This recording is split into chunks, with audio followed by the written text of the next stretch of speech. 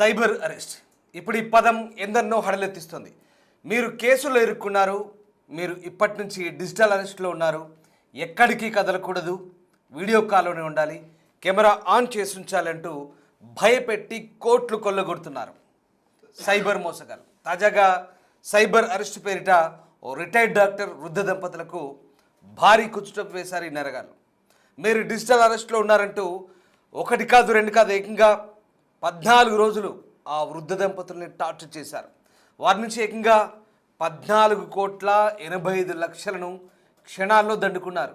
చివరికి మోసపోయామని గ్రహించిన బాధితులు పోలీసులకు ఫిర్యాదు చేసిన ఘటన ఆలస్యంగా వెలుగులోకి వచ్చింది.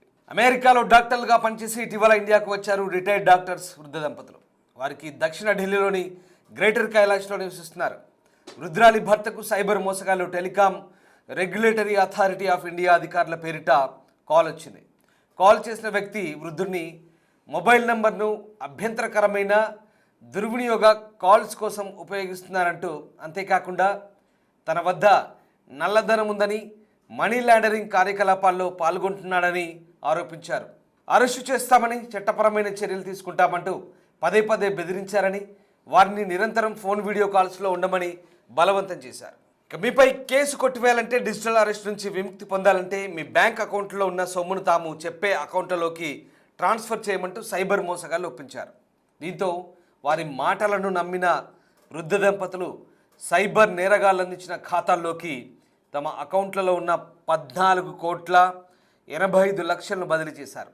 ఆ తర్వాత వారి నుంచి ఎలాంటి కాల్స్ లేకపోవడంతో తాము మోసపోయామని గ్రహించారు. తమ జీవితకాలం కష్టపడి సంపాదించిన సొమ్మంతా కూడా సైబర్ నేరగాళ్ళు క్షణాల్లో మాయం చేయడంతో వృద్ధ దంపతులు చేసేదేం లేక చివరికి పోలీస్ స్టేషన్ మెట్లెక్కారు. తమకు జరిగిన మోసంపై రోధిస్తూ పోలీసులకు వివరించారు. ఈ ఘటనపై ఢిల్లీ పోలీసులు సైబర్ క్రైమ్ యూనిట్ దర్యాప్తు ప్రారంభించింది. సైబర్ అరెస్టులపై పోలీసులు ఎప్పటికప్పుడు ప్రజలకు అవగాహన కల్పిస్తున్నా ఈ తరహా మోసాలు ఆగడం లేదు.